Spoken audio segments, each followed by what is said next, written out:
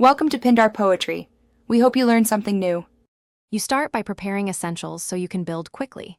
Install Draw Your Game Infinite and confirm the runtime is up to date.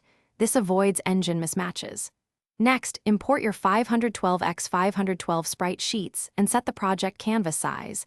This defines scale and collision precision. Then, create a new project, name it clearly, and choose keyboard, mouse, or touch input. Once done, set the frame rate to 60 for smooth motion. This ensures predictable physics and easier debugging. You now assemble the game loop and mechanics, focusing on predictable behaviors. Start by laying out levels using prefab tiles and lock the grid to keep alignment consistent. This reduces collision errors. Then assign behaviors. Set movement speed, gravity, and create trigger zones for events.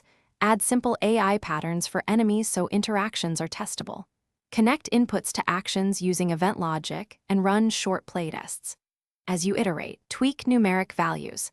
Small changes reveal whether the system feels. You finish by polishing performance and preparing the build.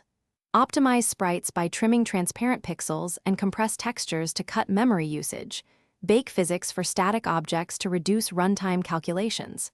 Configure export settings for your target platform, set resolution and compression, and name the build consistently. Then export and test the final package. If the game crashes or misbehaves, check the engine log for errors. Isolate the offending asset or script and revert recent changes. This focused debugging usually resolves most issues quickly. Thanks for watching. Consider subscribing if we helped you.